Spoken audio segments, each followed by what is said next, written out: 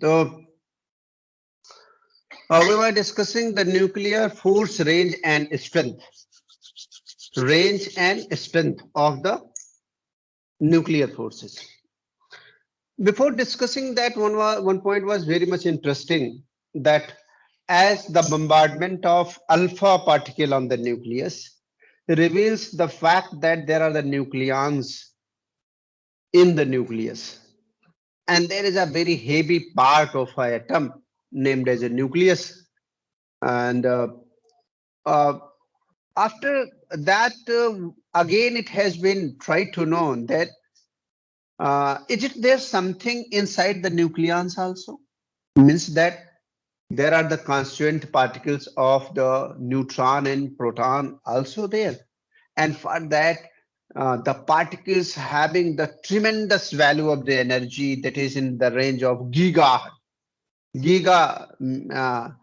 electron volt that has been bombarded on the uh, fundamental particle which are constituting the nucleus, that is the nucleons known as the neutron and proton.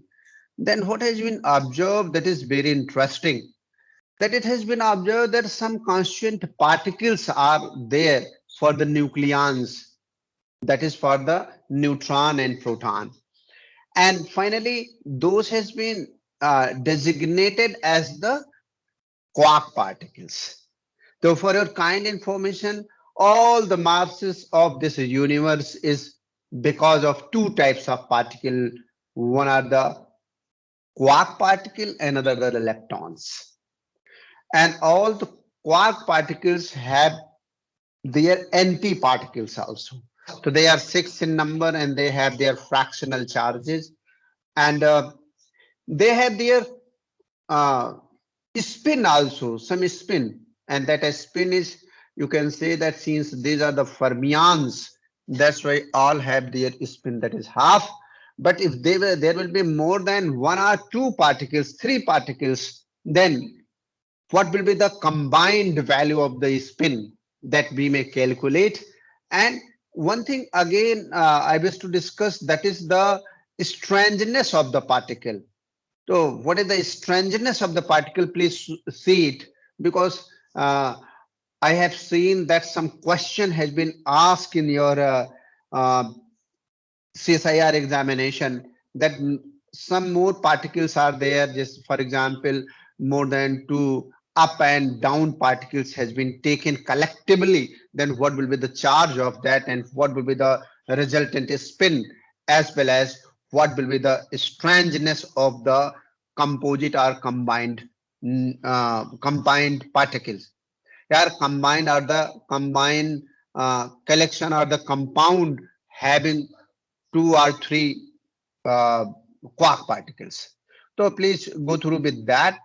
Here already I have discussed these points, that some quark particles are there, that is the up down strand charge, top and bottom having their respective charges, and it's very easy to learn it, that uh, two three particles have their charges 2 by 3 with the positive sign, and rest three have their negative sign having the having the value of the fractional charge, that is 1 upon 3e.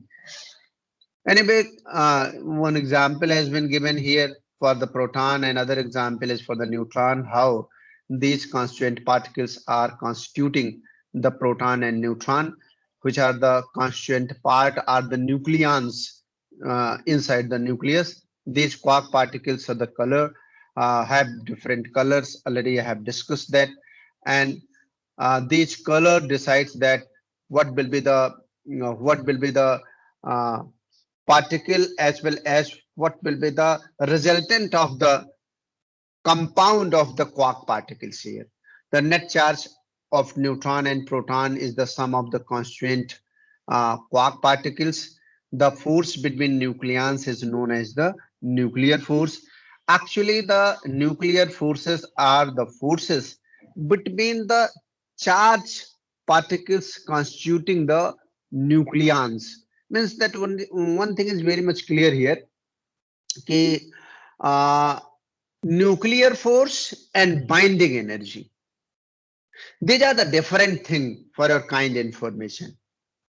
So anybody, a few people can tell me that what is the difference between the nuclear forces and the binding energy? Anybody of you people? Sir, Nuclear force. Huh? binding energy is the force between the nucleons, and Very the good. nuclear force is the force which is between the its constituents of the nucleons. Okay, very good. Actually, there should not be any confusion for this one. Sometimes a student used to be confused that binding energy is the nuclear forces. Not at all.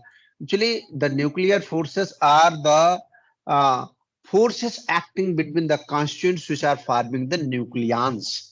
While the binding energy is that energy which used to collect or to keep the nucleons bit together. So this is the difference. Later on, you will see that difference. So these forces are the strong forces. And for example, if you might have heard it that if you are talking about the gravitational forces, then they are governed by the masses of the particles. And if you are talking about the electromagnetic force, then these are governed by the charges. And if you are talking about the strong nuclear forces, then they are governed by the colors. And colors are related to the quark particle. And quark particle which are constituting the nucleons. That's why the nuclear forces are related to the uh, related to the constituent of the nucleons. That is the quark particles here.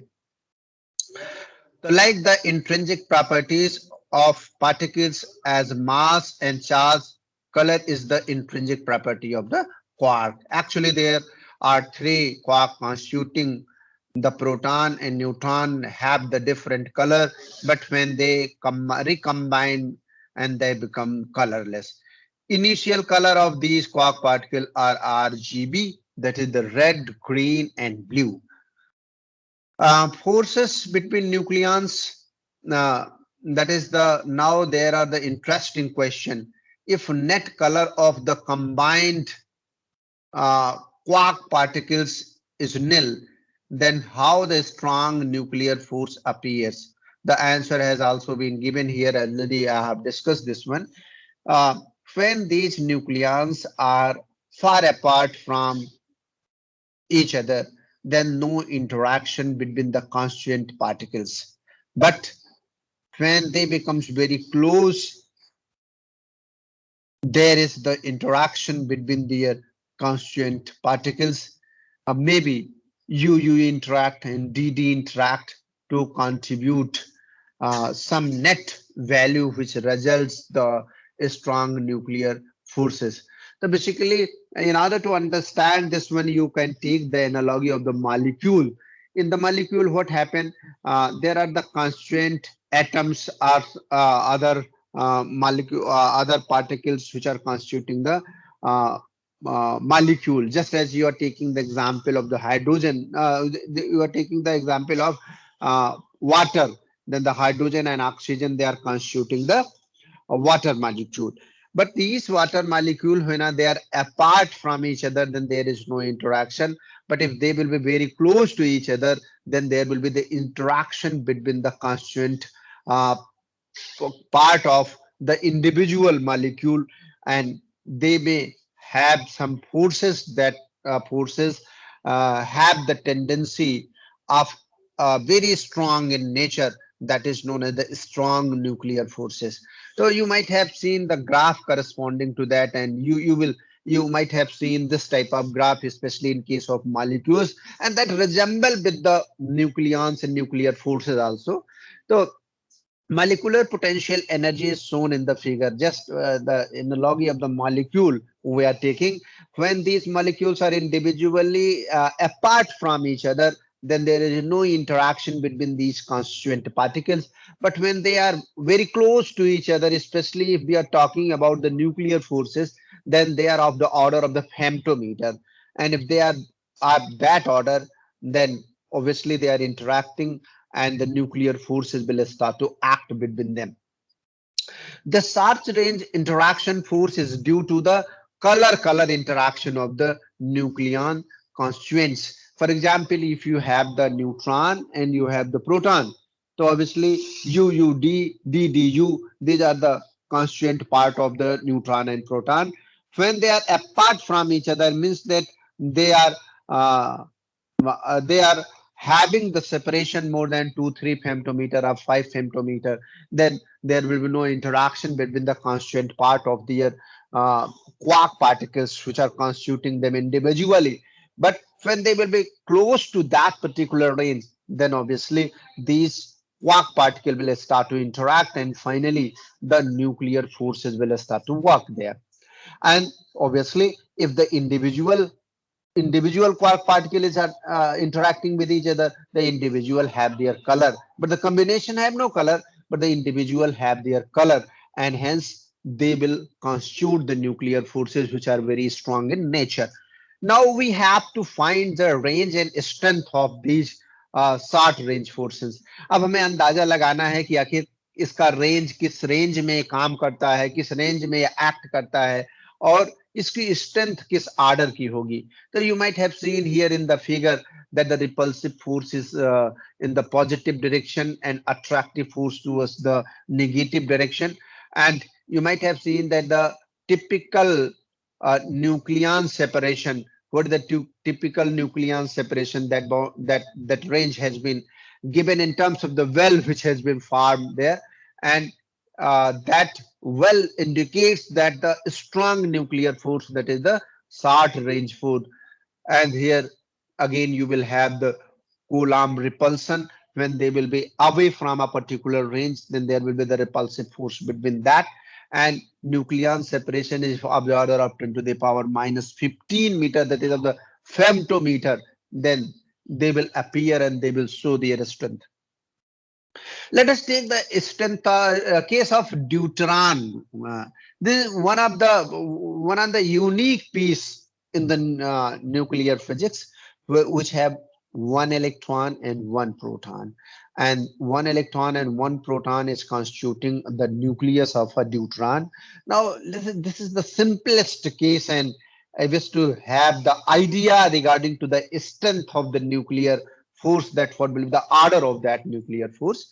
So let us consider the deuteron having a one proton and one neutron, which is the simplest case of nucleon. इससे simplest case नहीं हो सकता है कोई.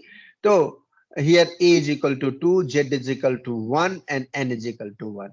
So with the above combination, there is a neutron, proton, deuteron. It's a bound system. Actually, this is the example, very good example of the bound system. And most of the nucleons which are constituting a particular element or material, those are not bound system. Here, this is the exclusive example of the bound system, that is the deuteron. A binding energy of this is of the order of 2.225 million electron volt. It is a weakly bound system. Why weakly bound system? If you will find the binding energy per nucleon, then so obviously binding energy divided by the number of nucleon.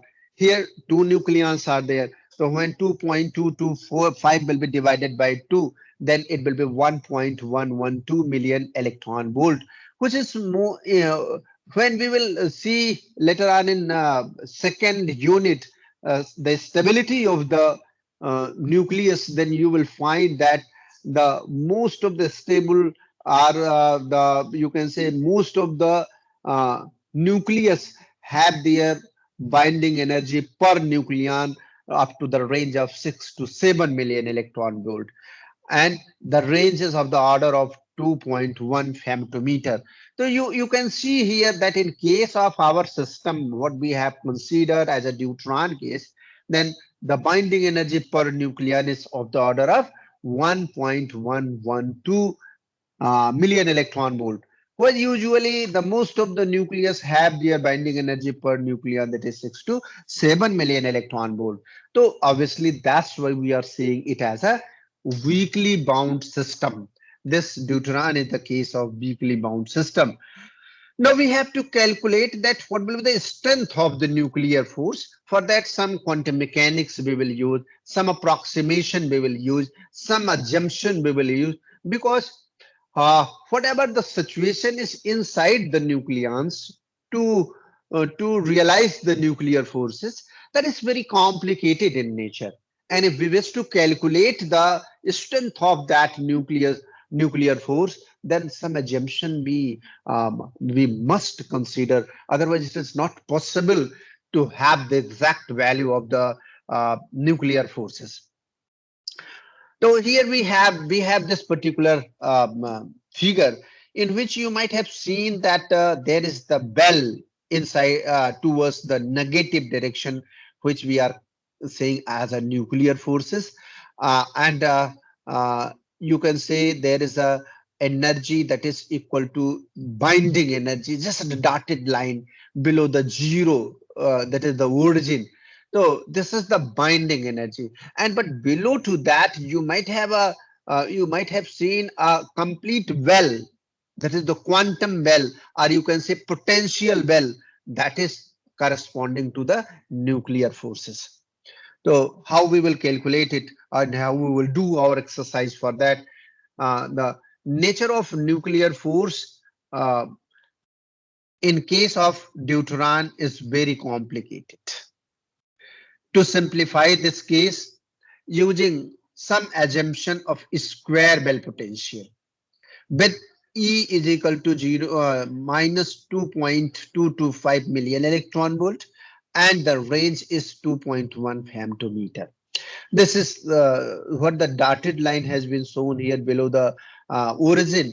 That value or that difference from 0 to EB, what has been shown here in this figure at the on the y-axis, that is of the value of 2.225 million electron volt.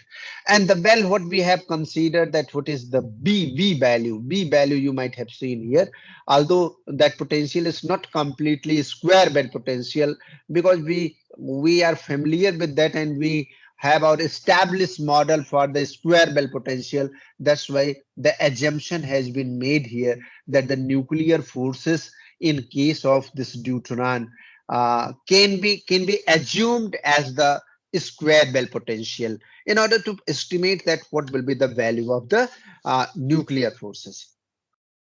Here now, with this assumption, we will find the strength and depth of the potential. Whenever we are talking about the depth of potential, then that is known as the energy, potential energy, and that potential energy will correspond to the nuclear force in case of this nuclear physics, basically, when we are considering the forces acting between the constituent part of the quark particles. E is the different from V0. You might have seen, and already I have discussed about this one, because minus V0 is the different from the binding energy, that is the nuclear interaction energy. So Schrodinger wave equation, let us try to have the idea about the strength of the nuclear force, and for that the deuteron have no excited state energy. This is a very unique case where there is the no excited state of energy, because it is the bound system having its binding energy equal to the minus 2.225 million electron volt. It had the single bound state that is of the value of the energy, that is 2.225 million electron volt as zero energy state. This three-dimensional potential changes in all direction as R changes.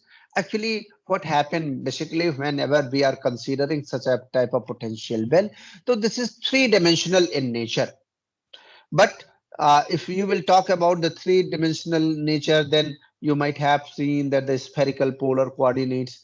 But in this simple case, if we are assuming all the things there and we are simplifying the situation, then we can turn this particular problem that this is just as a potential which is changing all around, that is in three dimension with respect to the change in R only.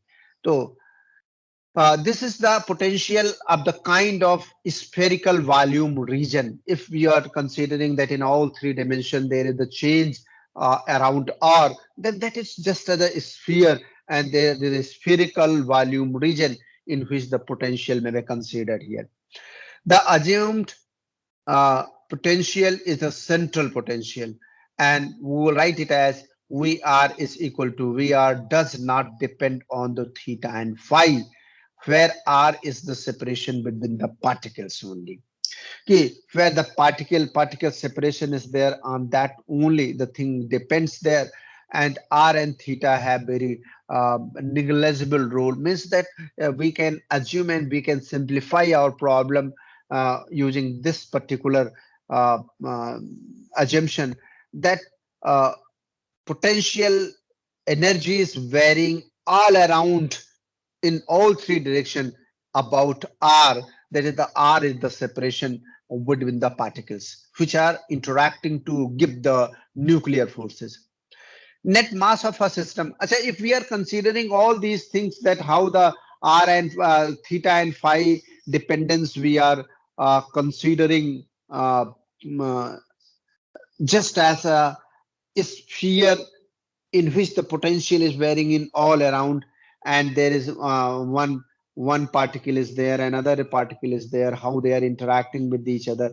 If we are simplifying all these two body problem, then we will consider the reduced mass of the system that will adhere will almost all the problems related to the particle interaction constituting the nucleon. So now we will consider that what is the reduced mass of a system. If first particle is M1 and other is M2, means that if U and D are interacting, then M1, M2 upon M1 plus M2, this is the reduced mass of the particle. For the eigenvalue, we use the time dependent Schrodinger wave equation, that is the H psi is equal to E psi, and if you might have read it in your quantum mechanics, that minus hkt square upon 2m del 2 plus vr over psi is equal to E psi. Since the system is spherically symmetric system, so E will not depend on theta and phi, and it will be simplified. Just I am saying and I'm telling you people that only R is responsible for the variation of the potential, and that is not only in a particular direction, while it is in all around, and that will trace a sphere of a potential, and there we will not consider theta and phi because that may be simplified in terms of the spherical system here. This psi for the spherical polar coordinate, you might have read here that the phi r and y l ml, uh, which is a function of theta and phi. In this expression, only the radial part will decide the energy. Second part is fixed.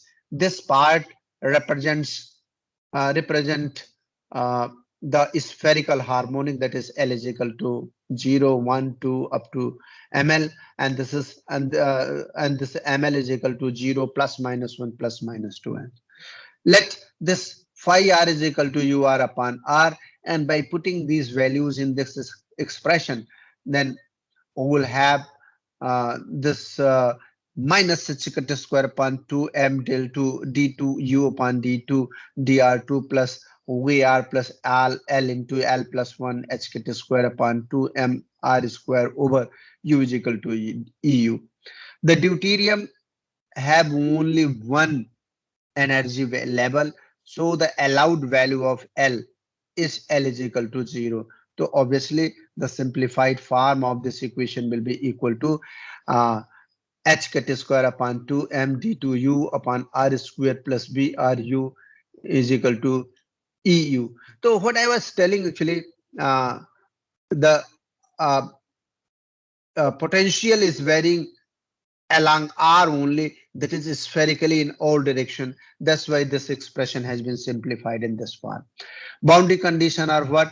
That the for psi r, thus for ur can be given as that it should be continuous, finite everywhere, and square integrable, that is 0 to infinite psi to any psi square d tau is equal to finite, and this 0 to uh, infinity u square d tau is equal to finite.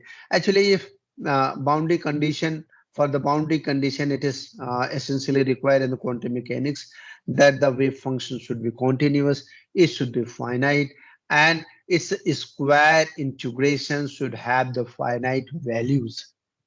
And this del psi upon del r is in that must be continuous. And for in order to discuss that, let us consider this particular case of the square Bill potential, which has been divided into two parts. One is the first region and other is the second region. In first region, the range is in the range of 2.1 femtometer, means that r is less than r0, and beyond to that r is greater than r0. Now we'll have, there are two regions, obviously what already I have told you people, and in first region the v is equal to v0 minus v0, which is the potential energy, and that potential energy will correspond to the nuclear force. Thus the equation can be given as minus h cut square upon 2m d2u upon dr2 minus v0u is equal to eu, and h cut square upon 2m d2u upon dr2, this is equal to v0 plus e into u. d2u upon dr2 is equal to minus time this value minus time this 2m upon h cut square v0 plus e whole operated on u. So this is the mathematical manipulation, nothing special is here in this expression.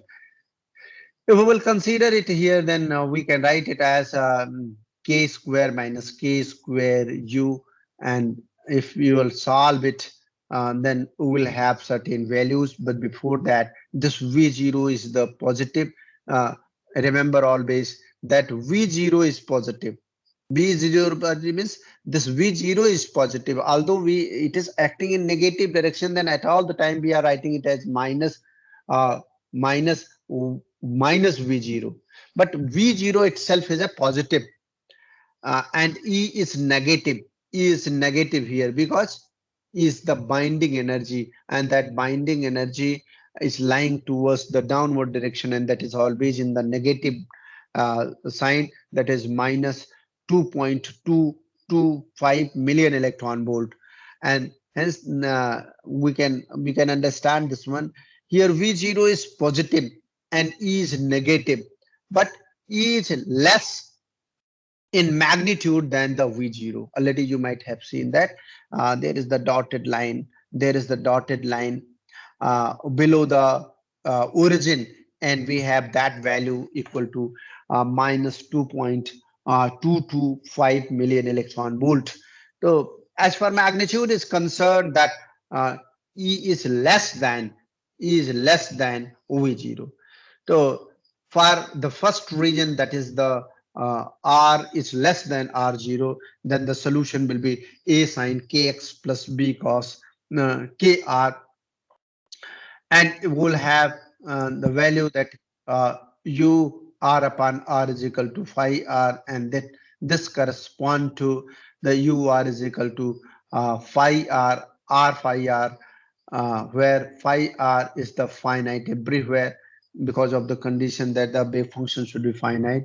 At r is equal to 0, u r is equal to 0, and this correspond to b is equal to 0, and if r is equal to 0, then r phi r is also equal to 0. Thus in first region, the wave function UR can be given as A sin KR.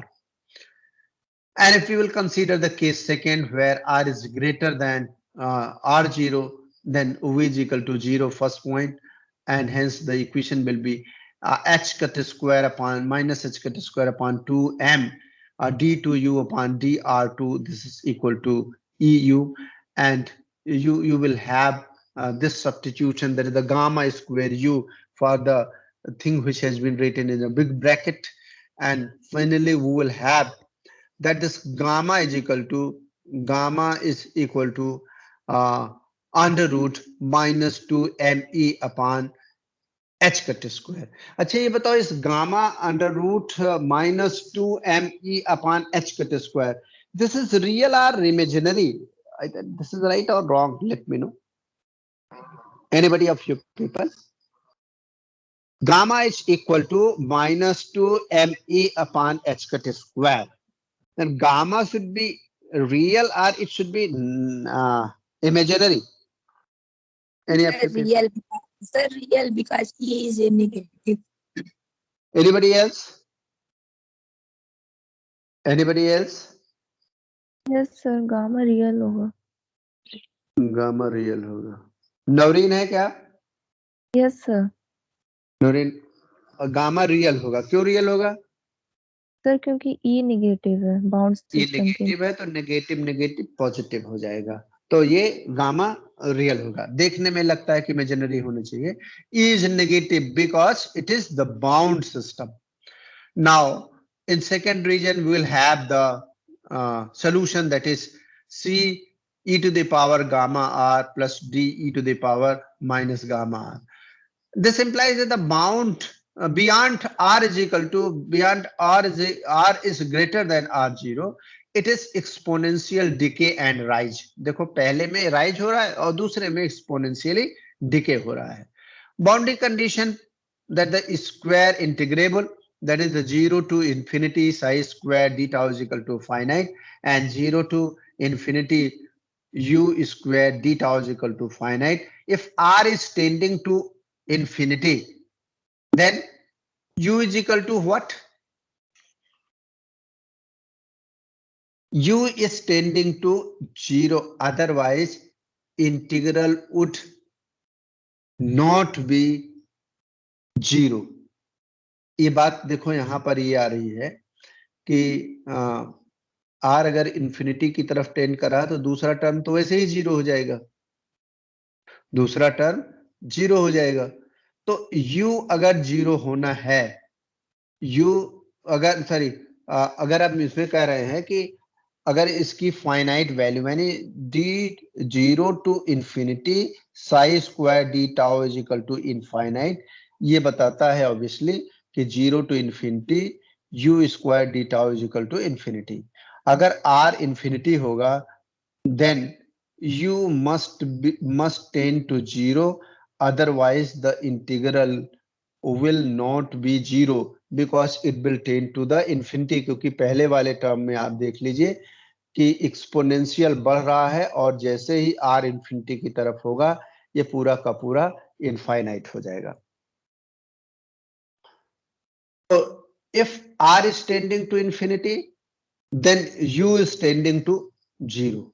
Thus c is equal to 0. Hence we'll have the value that is this in second region.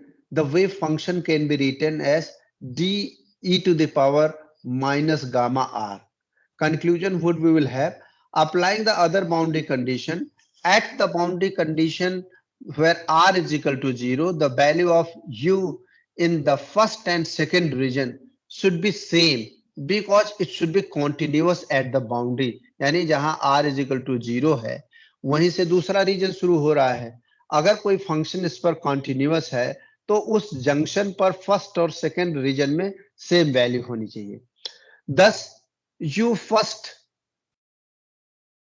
is equal to u second, and this implies that a sin k r0 is equal to d e to the power minus gamma r0. Similarly, we can say that a k cos KR, इसका integration किया, इनका differentiation किया गया first order, तो ये भी बराबर होनी चाहिए क्योंकि इनका जो फर्स्ट ऑर्डर डिफरेंशिएशन है वो भी कॉन्टिन्यूअस होना चाहिए बाउंड्री पर. Then we will get this type of equation. Comparing equation number 3 and 4, we will get that K cot KR0 is equal to minus gamma R, if we will put the value 2 under root 2m upon h cut square within bracket V0 plus E cot R0 under root 2m upon h cut square V0 plus E, and this is equal to minus under root 2me upon h cut square. R0 is equal to 2.1 femtometer, E is equal to this 2.225 million electron volt, and M is equal to MP Mn upon MP plus Mn.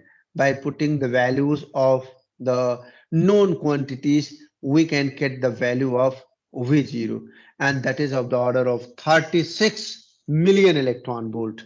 Then now the strength of the potential can be imagined, that how strong is the nuclear forces there.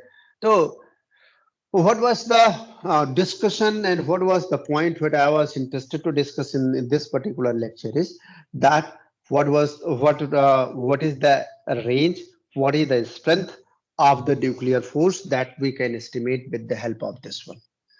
So anything else if you wish to have with this, because it is mathematical, when you will read and when you will realize having the concept of the quantum mechanics, then you can find and you can get the idea about the range of the nuclear forces, what was the objective of discussion in this particular equation.